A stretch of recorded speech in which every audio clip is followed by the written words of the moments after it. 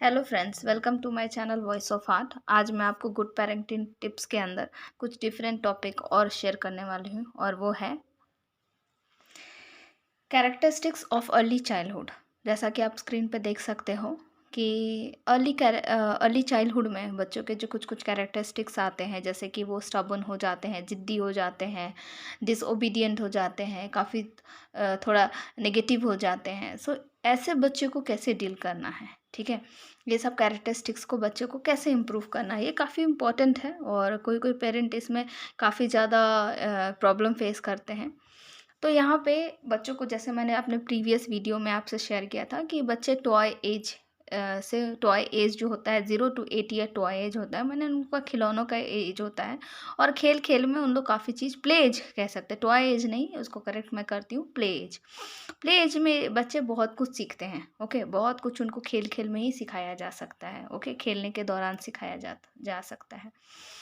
तो यहाँ पे जो अगर मान लीजिए बच्चे आपको हाथ चला रहे हैं या आपको अब्यूज़िव वर्ड बोल रहे हैं, तो आप उसको क्या कर सकते हो, आप उसको बोल सकते हो कि आप देखो, ये आपका टॉय है, और अगर आपके टॉय को मैं मारूंगी तो कैसा लगेगा, अगर आप उसको एक थप्पड़ मारोगे तो देखो उसको तुरंत प्रॉब्लम होगा। क्यों? क्योंकि उसका उस टॉय से, उस टेडी बियर से उसका अटैचमेंट है।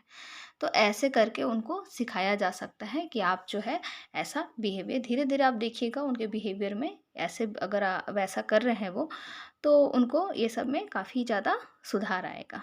ओके, नेक्स्ट टॉपिक है हज़ार्ड्स ड्यूरिंग अर्ली चाइल्डहुड। ये सब देखिए, जो भी मैं टॉपिक शेयर कर रही हूँ आज, वो अर्ली चाइल्डहुड से रिलेटेड टॉपिक शेयर कर रही हूँ। ये सब एक चैलेंजेस हैं जो पेरेंट्स फेस करते हैं इस वक्त। बच्चों को फिजिकल हैज़ार्ड्स, ओके, जैसे कि चाकू हो गया, आप देख सकते हो पिक्चर में, गैस स्टोव्स हो गया, ये सब चीज़ों को लेकर के बहुत ज़्यादा हमको अलर्ट रहना होता है, हमें ध्यान रखना होता है कि हम ये सब चीज़ें कहाँ रख रहे हैं, ठीक है। क्योंकि ये बच्चे जब छोटे से बड़े होते हैं तो इनमें एक क्यूरियोसिटी होती है कि अरे ये क्या है, ये क्या है, ये चीज़ जानते हैं, ये चीज़ जानते हैं। तो हम बीइंग ए पेरेंट, हमें बहुत ज़्यादा अलर्ट रहना है कि बच्चे हमारे ये सब हैज़ार्ड्स के, जो ये सब खतरे वाली चीज़ों के पहुँच में ना जाएँ। ओके, इस वक्त बच्चों को इलनेस और ओबेसिटी होती है, ठीक है। इलनेस में उनको अक्सर सर्दी खांसी होती है। बच्चे का ओबेसिटी मतलब किसी किसी के घर में बैठ के टीवी देखने की आदत बहुत हो जाती है, घर में बैठे रहने की, उसकी वजह से उनके ओबेसिटी का प्रॉब्लम हो जाता है, पेट निकल जाता है। तो हम बीइंग ए पेरेंट उनको क्या करना है, उनको ध्यान रखना है ना। साफ सफाई पे बच्चों का ध्यान रखना है।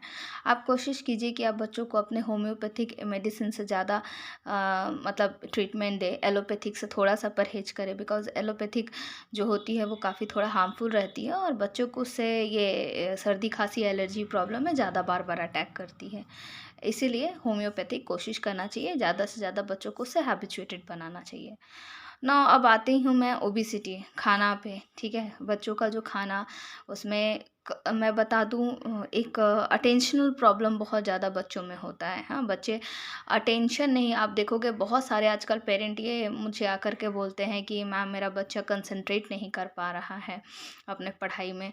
तो कहीं ना कहीं इसको अटेंशन से रिलेटेड प्रॉब्लम है। अटेंशन से रिलेटेड को प्रॉब्लम को सॉल्व करने के लिए सबसे बेहतर चीज़ है कि आप अपने बच्चे को के फूड में कलर ऐड कीजिए। कलर ऐड कीजिए इसका मतलब ये नहीं है कि आप उसमें लाल हरा रंग मिला करके खिलाने लगे, नहीं, ऐसा नहीं है। कलर ऐड करना मतलब उसको कलर फूड खिलाना, ठीक है। Like green vegetables, green colour हो गया, हाँ, फ्रूट्स हो गए, रेड एप्पल, ओके। ये सब एक फॉर्म ऑफ ऐसे चीज़ें हैं जो कि आपके बच्चे का अटेंशन इंक्रीज करता है, ठीक है। ये एक्चुअली स्टडी में भी है हमारे साइकोलॉजी में कि बच्चे को अटेंशनल प्रॉब्लम तभी होती है जब उसका प्रॉपर डाइट नहीं होता है। आप अपने बच्चे को सुबह सुबह ड्राई फ्रूट्स ज़रूर दीजिए, ठीक है। सोक्ड आलमंड होना चाहिए। आलमंड को कभी भी ऐसे नहीं खाने चाहिए, उसको पानी में भिगो करके, है ना, पिस्ता बादाम आलमंड जो कहते हैं, उसको पानी में सोक कीजिए। पानी में सोक करके सुबह उसका छिलका निकाल दीजिए, ठीक है। ब्राउन कलर का जो छिलका होता है उसको छील सकते हैं हम, हाँ, उसको कभी भी छिलके के साथ नहीं खाना चाहिए। उसमें वाइट कलर का जो बादाम आता है, वो छिलके निकालने के बाद वो आप खाइए। उसमें चिनिया बादाम हो सकता है, उसमें काजू हो सकता है, किशमिश हो सकता है। ये सब ऐसा नहीं है कि एकदम बहुत ज़्यादा खाना है, ठीक है? 2 काजू ले लिए, 4 किशमिश ले लिए, हाँ, वॉलनट मतलब अखरोट ले लिए, थोड़ा-सा मगज ले लिए, थोड़ा-सा ये खजूर ले लिए 1 पीस या 2 पीस, हाँ। ये सब बहुत इम्पोर्टेंट चीज़ है, बच्चों को अगर ये सुबह-सुबह ये ड्राई फ्रूट्स मिले, देन आफ्टर उनके खाना में वेजिटेबल्स हो। आप देख सकते हो पिक्चर में, या फिर आज के बच्चे जो है बर्गर ज़्यादा प्रेफ़र कर रहे हैं, चाउमीन ज़्यादा प्रेफ़र कर रहे हैं। इससे क्या होता है, हमारा ब्रेन जो है कंसंट्रेट नहीं कर पा रहा है। क्यों? क्योंकि हमारे फूड से उसको प्रोटीन नहीं मिल रहा है, न्यूट्रिशन नहीं मिल रही है। इसलिए बच्चे का खाना पे ध्यान देने की हमें ज़रूरत है। अगर आपका बच्चा अटेंशन की कमी हो रही है, अगर वो कंसंट्रेट नहीं कर पा रहा है किसी चीज़ पे, तो आपको ध्यान रखना है, ठीक है? मैं मैं बच्चों से रिलेटेड बहुत सारे वीडियो को कवर करने की कोशिश कर रही हूँ, ठीक है? आप मुझे लगता है आपके लिए बहुत हेल्पफुल होगा, तो मेरे हर एक वीडियो को वॉच कीजिएगा, ठीक है? ताकि आपको ज़्यादा से ज़्यादा बेनिफिट मिले। मैं एक वीडियो और इस पे बनाने वाली हूँ कि मदर अपने बच्चे को जब फीडिंग करती हैं, तो उनको कैसे फीड करना चाहिए, ठीक है? आप वो वीडियो ज़रूर देखिएगा, मैं वो वीडियो बनाऊँगी। उसमें बहुत सारे इम्पोर्टेंट बात हैं जो मदर को ध्यान रखना है, जो कि आप हेल्प करेगा आपके बच्चों को ऑटिस्टिक नहीं बनाने में, ठीक है? सो ये अब देखिए, नेक्स्ट जो टॉपिक है वो है साइकोलॉजिकल हज़ार्ड्स, ठीक है? Speech, social and play hazard. आप ध्यान दो इस वीडियो में, फ्रेंड से उनको बहुत सारी चीज़ें जानने को मिलती है। कुछ-कुछ बच्चे अपने पेरेंट्स से ही कुछ-कुछ गंदे लैंग्वेज सुन लेते हैं, ठीक है? चाहे वो कुछ गंदी चीज़ें देख लेते हैं। तो यहाँ पे आपको बहुत ज़्यादा ध्यान देना होगा अपने बच्चों को, ये जो एजेस हैं बच्चों का जिसमें बच्चे ग्रो करते हैं, सारे एजेस, मतलब जब से बच्चे अवेयर हो जाते हैं 5 साल से लेके 10-15 साल तक आपको बच्चे को ध्यान देना होगा। इसमें होता क्या है कि एक पीयर प्रेशर, ठीक है? पी पीयर प्रेशर मतलब ये हुआ कि बच्चों का जो ग्रुप होता है उससे बच्चे बहुत अच्छी चीज़ें भी सीखते हैं और ख़राब चीज़ें भी सीखते हैं। तो हर दिन आपका बच्चा जब घर आता है, आप उससे डिस्कस कीजिए कि बेटा तुमको कैसा लगा, क्या किए? हाँ, और कोशिश कीजिए अपने बच्चे से, मैं बताऊँगी आपको कि आपके बच्चे से अभी कैसे क्वेश्चंस पूछने चाहिए, ठीक है? तो वो भी मैं अभी डिस्कस करूँगी। तो यहाँ पे अपने बच्चों को ध्यान देना है कि आपके बच्चे खेल रहे हैं तो किसके साथ खेल रहे हैं, किस तरीके की बातें कर रहे हैं, आपसे कुछ छुपाएँ ना, ताकि आप उसे समझा सकें, हाँ?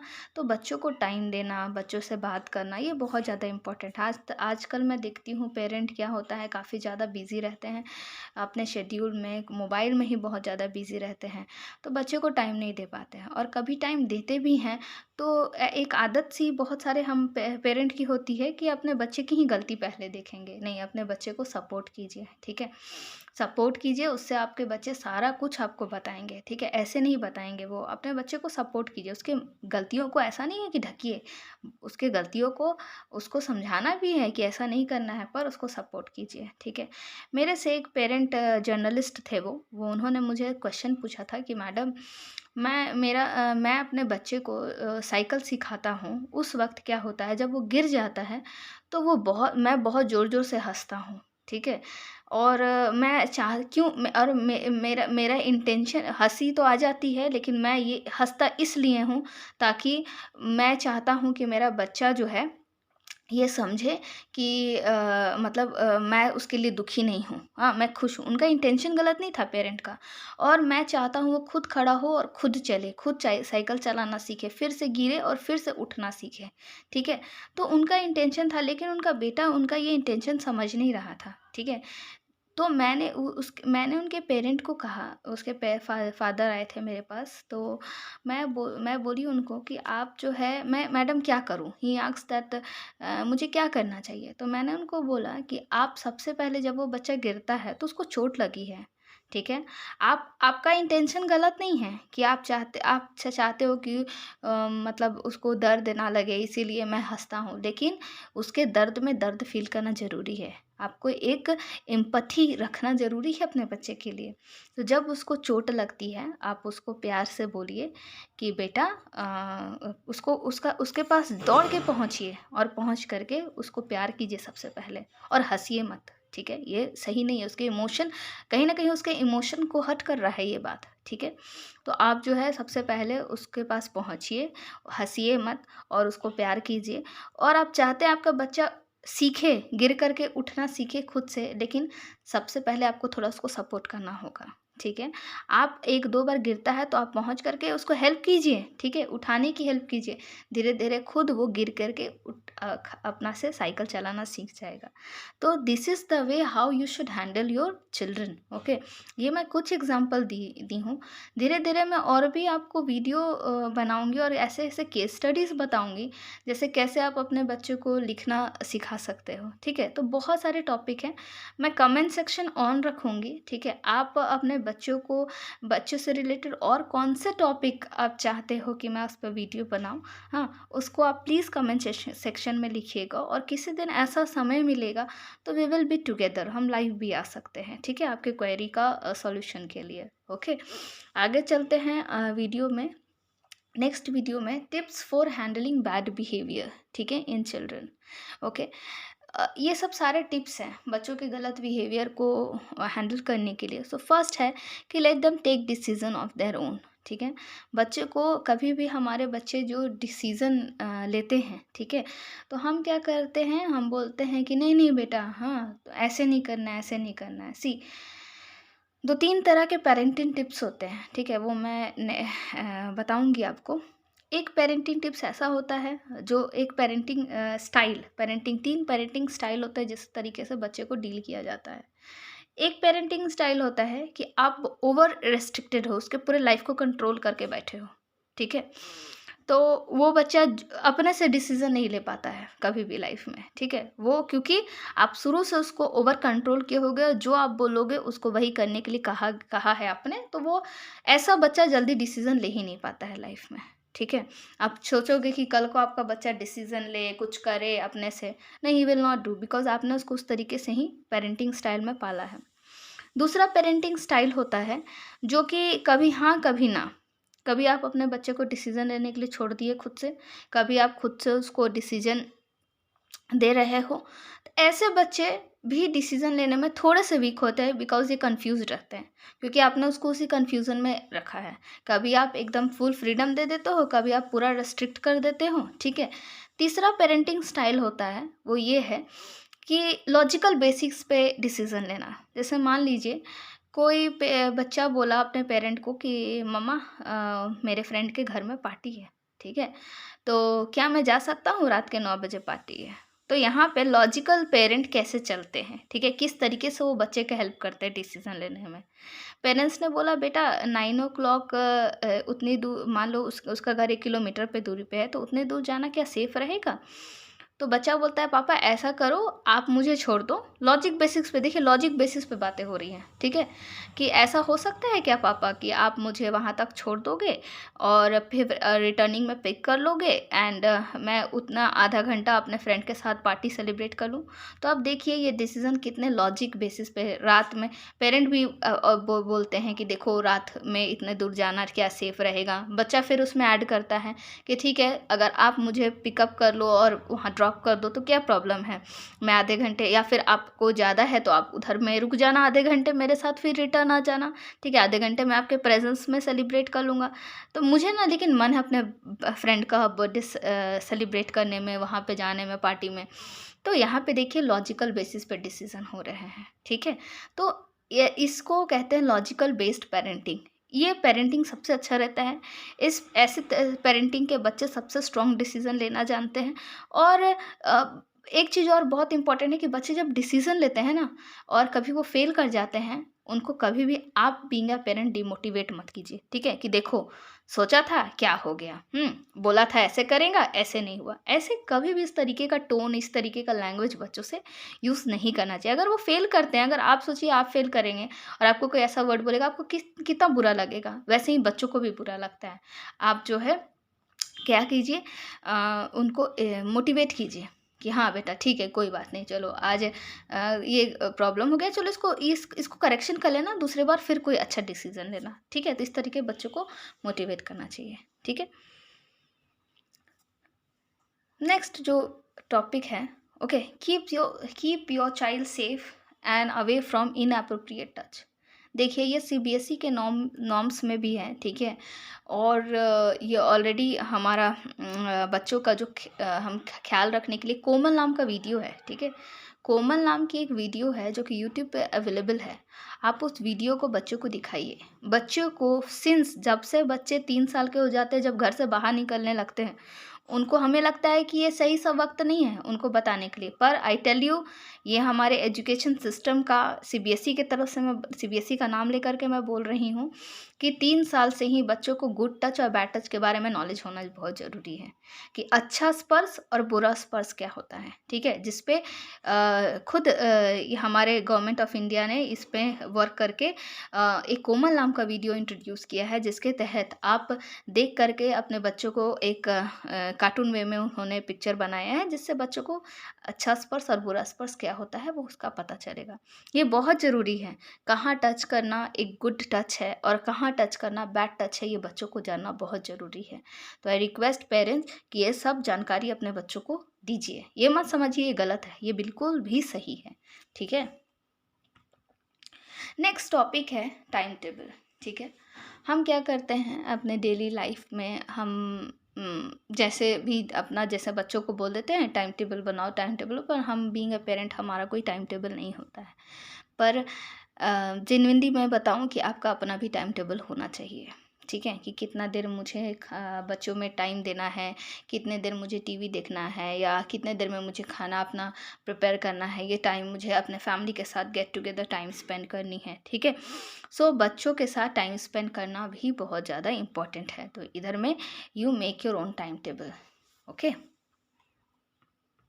नेक्स्ट है आप, जैसे अब हमारा न्यूक्लियर फैमिली हो गया है, चाहे अब ऐसी हो गई है कि हम जो है न्यूक्लियर फैमिली के साथ साथ हम जो है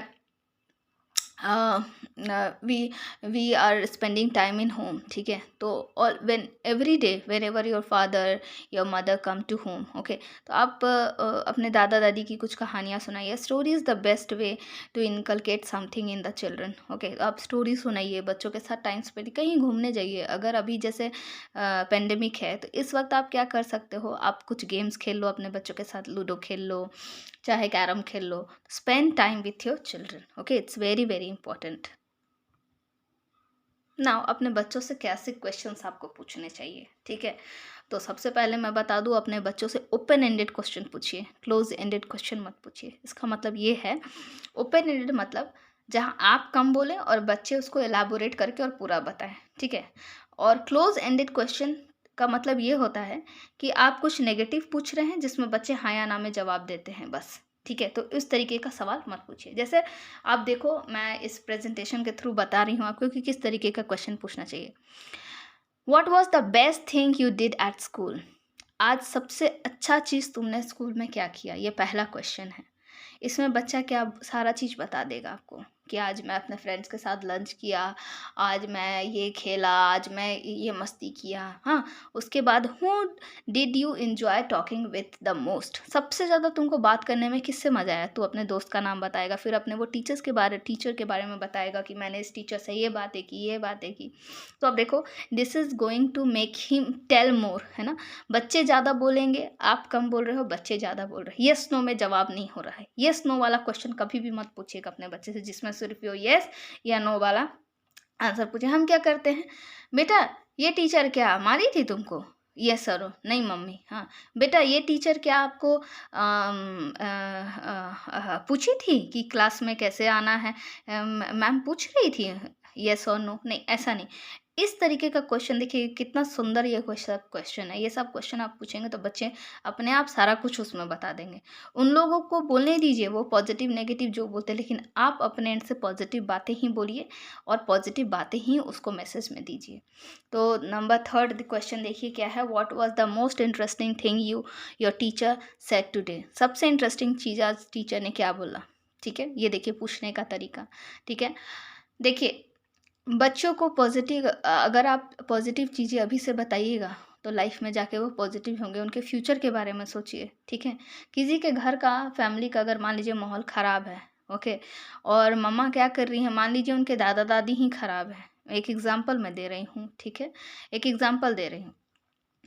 तो उसमें क्या है, अगर मम्मा अपने सास-ससुर का, अपने उसके ग्रैंडफ़ादर, ग्रैंडमदर का दिन-रात अपने बच्चे के सामने नेगेटिव बातें कह रही है। आप देखिए, आपके आपके जो भी सास-ससुर हैं या फिर जो भी फैमिली मेंबर हैं, ठीक है? एनी, मैं एक एग्ज़ाम्पल दे रही हूँ, ठीक है? ऐसे कोई बुरा नहीं होता, हर कोई अच्छा होता है, ठीक है? सिचुएशन कभी-कभार डिफरेंट होते हैं। तो आप उसके सामने कोई भी नेगेटिव बात कर रहे हो, एक तो आपके साथ कोई बुरा कर रहा है वो तो अलग है। बच्चे का इमोशन आप समझ रहे हैं किस तरीके से मोल्ड हो रहा है? वो कहीं न कहीं एक नफ़रत अपने अंदर पाल रहा है, ठीक है? और नफ़रत पालना बच्चों में बहुत ख़राब चीज़ है, बहुत ख़राब। आप उसके फ्यूचर को सोचिए, आप तो नेगेटिविटी रिलीज़ कर रहे हैं, पर उसके सामने आप जो रिलीज़ कर रहे हैं वो क्या सीख रहा है, इससे उसका क्या फ्यूचर मोल्ड होगा वो आप सोचिए। ठीक है? इसलिए प्लीज़ मेरा रिक्वेस्ट है कि आप अपने बच्चे को हमेशा सुंदर बातें बताइए, मज़बूत वाले बातें बताइए, स्ट्रॉन्ग होने की बातें बताइए, ठीक है? तो उसका फ्यूचर ज़्यादा बेहतर होगा, ठीक है? अभी इस वीडियो में इतना ही, और भी बहुत सारे पेरेंटिंग टिप्स मैंने रखे हुए हैं, ओके? मैं शेयर करूँगी एक-एक करके, और प्लीज़ कमेंट करके बताइए कि आपको ये वीडियो कैसा लगा और कितना हेल्पफुल है आपके लिए, ओके? ठीक है? नमस्कार ऑल ऑफ यू, नमस्ते।